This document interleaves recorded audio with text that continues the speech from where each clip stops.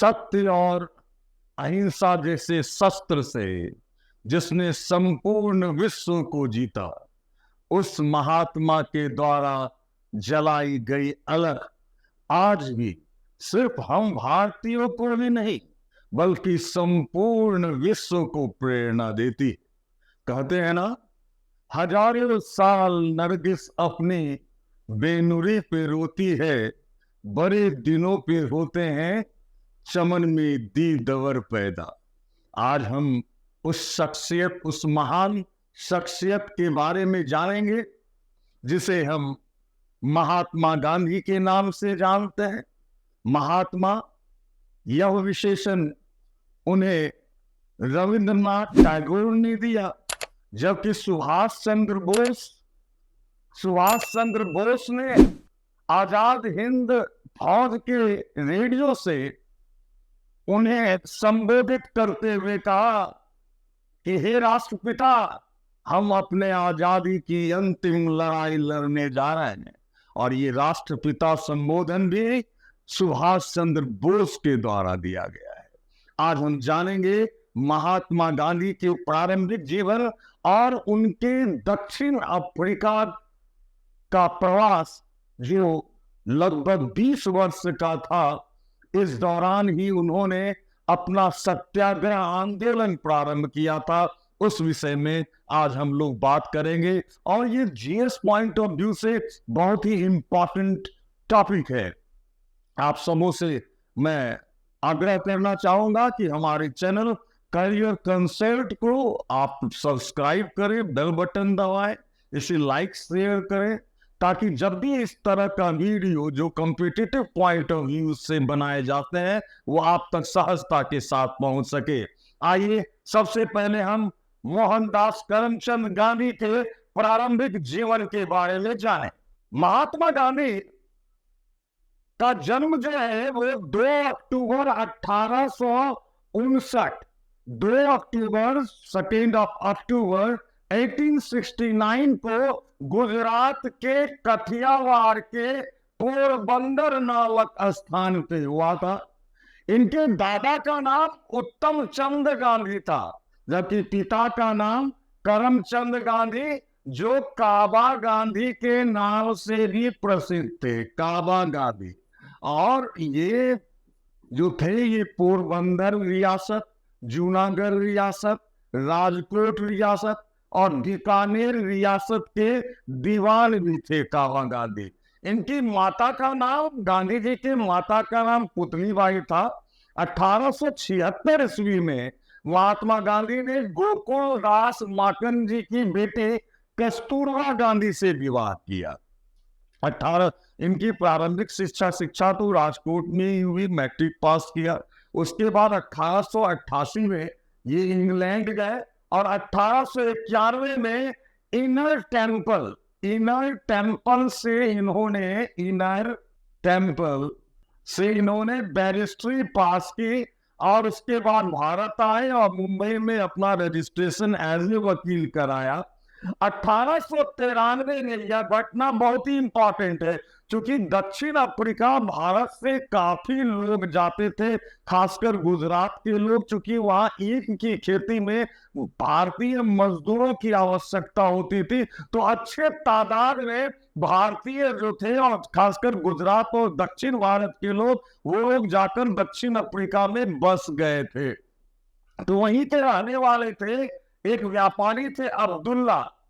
इन्हीं का केस लड़ने के लिए ये दक्षिण अफ्रीका कुछ दिनों के लिए गए थे, लेकिन वहां ऐसी घटना घटी दक्षिण अफ्रीका में कि उन्हें लगभग 20 साल दक्षिण अफ्रीका में प्रवास करना पड़ा। और जब वो डरबन से प्रिटोरिया जा रहे थे ना, वो केस लड़ने के लिए, तो रास्ते में वो फर्स्ट क्लास के डब्बे में बैठे हुए थे, बहुत ही अपमानजनक तरीके से, क्योंकि दक्षिण अफ्रीका में नस्लीय भावना जो रेशियल फीलिंग है गोरों और कालों के बीच, ये बुरी तरह से फैला हुआ था। और इसी नस्लीय भावना के कारण गांधी जी को जबरन ट्रेन के फर्स्ट क्लास के डब्बे से नीचे उतार दिया गया था। और यह घटना गांधी जी के मानस पटल पर बहुत ही व्यापक प्रभाव डाला। और जब वहां से वो पहुंचे प्रेटोरिया, तो उन्होंने नाटाल एडवाइजर समाचार पत्र में लिखा कि क्या यही ईसाइयत है, क्या यही न्याय है। और 22 अगस्त 1894 को इन्होंने नाटाल भारतीय कांग्रेस की स्थापना दक्षिण अफ्रीका में की। नाटाल सुप्रीम कोर्ट में एज ए वकील इन्होंने अपना रजिस्ट्रेशन भी करवाया। और दक्षिण अफ्रीका में यह पहले भारतीय थे जो वकील के रूप में रजिस्टर्ड हुए थे। 1896 में ये भारत लौटे और राजकोट में उन्होंने ग्रीन पम्पलेट बांटा और इसमें बताया कि दक्षिण अफ्रीका में भारतीयों के साथ किस तरह से दुर्व्यवहार किया जा रहा है। 30 नवंबर 1896 को ये पुनः अपने पत्नी और बच्चे के साथ दक्षिण अफ्रीका वापस लौट गए। और जैसे ही वो दक्षिण अफ्रीका पहुंचे तो वहां के गोरे लोगों ने इन पर आक्रमण भी किया। हालांकि उसके विरुद्ध इन्होंने कोई केस नहीं चलाया, उन पर कोई आरोप नहीं लगाया, लेकिन उन पर बुरी तरह से आक्रमण किया गया था। 1903 में इन्होंने ट्रांसवाल ब्रिटिश इंडिया एसोसिएशन की स्थापना की और 1903 में ही उन्होंने एक नए समाचार पत्र इंडियन ओपिनियन का संपादन करना शुरू किया। इंडियन ओपिनियन 1904 में उन्होंने फीनिक्स आश्रम की स्थापना की डरबन में फीनिक्स आश्रम। और यही आश्रम आगे चलकर गांधी आश्रम के नाम से जाना जाने लगा था। ये फीनिक्स आश्रम जो है, यही आश्रम आगे चलकर गांधी आश्रम के नाम से जाना जाने लगा था। 1906 में गांधी जी ने आजीवन ब्रह्मचर्य व्रत पालन करने का शपथ लिया, निर्णय लिया 1906 ईस्वी को। दक्षिण अफ्रीका ने सभी अप्रवासी भारतीयों के लिए रजिस्ट्रेशन पत्र अपने पास रखना अनिवार्य कर दिया। जो वहां का ब्रिटिश गवर्नमेंट, क्योंकि ब्रिटिश का ही शासन था दक्षिण अफ्रीका में ही, उन्होंने कानून पारित किया कि जो भी अप्रवासी भारतीय लोग यहाँ रहते हैं उनको अपना पंजीयन कराना होगा, रजिस्ट्रेशन कराना होगा। और वो रजिस्ट्रेशन पेपर जो है उन्हें अपने पास हमेशा रखना होगा। इस डिसीजन के विरुद्ध भयंकर प्रतिक्रिया हुई भारतीयों के अंदर। और 11 सितंबर 1906 को जोहान्सबर्ग के एम्पायर थिएटर में बहुत सारे भारतीय, हजारों की संख्या में भारतीय इकट्ठा हुए, जिनको गिरफ्तार करके जोहान्सबर्ग फोर्ट जेल में बंद कर दिया गया। और उस जेल में इन कैदियों ने, जो भारतीय थे, उन्होंने कहा कि यह जेल नहीं, ये किंग एडवर्ड का होटल है। जो दक्षिण अफ्रीका ब्रिटिश सरकार थी, उन्होंने वादा किया कि चलो ये पंजीयन वाला, रजिस्ट्रेशन वाला कानून वापस ले लेंगे, लेकिन ऐसा उन्होंने किया नहीं। जब वापस नहीं किया तो ये लोग फिर से जमा हुए और वो जो रजिस्ट्रेशन पेपर था, सामूहिक रूप से उसकी होलिका जलाई गई, होली जलाई गई। अब हम लोग आगे देखें। 1908 ईस्वी में भारतीयों को दक्षिण अफ्रीका में प्रवेश नहीं हो, उस पर प्रतिबंध लगाने वाला एक कानून पारित किया गया, जिसका ट्रांसवाल में जमकर विरोध हुआ। गांधी जी को गिरफ्तार कर लिया गया और उन्हें फॉक्स रूस्ट जेल में बंद कर दिया गया।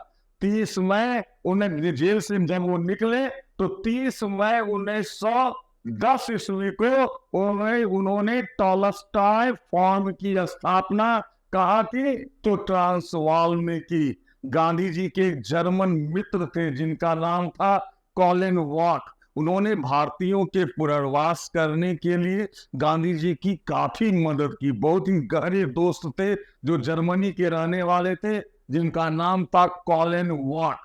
और टॉलस्टॉय फॉर्म को भारतीयों के तरफ से ही चंदा मिला। खासकर जमशेद जी टाटा ने 25,000 रुपया चंदा दिया। इसके अलावा कांग्रेस और मुस्लिम लीग ने भी इस फॉर्म को चंदा भेजा। गांधी जी के राजनीतिक गुरु जो थे उनका नाम था गोपाल कृष्ण गोखले। ये भी 8 दिसंबर 1911 को दक्षिण अफ्रीका पहुंचे। इसी दौरान दक्षिण अफ्रीका के सरकार ने एक फरमान जारी किया, एक कानून बनाया कि अगर कोई विवाह दक्षिण अफ्रीका के अंदर ईसाई रीति रिवाज से नहीं होती है तो वैसी शादी को अवैध माना जाएगा, गैर कानूनी माना जाएगा। तो इससे बहुत तीव्र प्रतिक्रिया भारतीयों के अंदर में हुई। पुरुष और महिला जो भारतीय थे ये लोग सड़क पे निकल आए और प्रचंड रूप से इसका विरोध हुआ। और इस विरोध में कस्तूरबा गांधी भी शामिल थे, जिन्हें गिरफ्तार कर लिया गया। कस्तूरबा गांधी को गिरफ्तार करके जेल भेज दिया गया। इसके बाद ट्रांसवाल में गांधी जी ने 2000 मजदूरों के साथ एक जुलूस निकाला, एक मार्च निकाला इस घटना की, और जिसमें गांधी जी को गिरफ्तार भी कर लिया गया। और इस घटना की निंदा चारों तरफ हुई।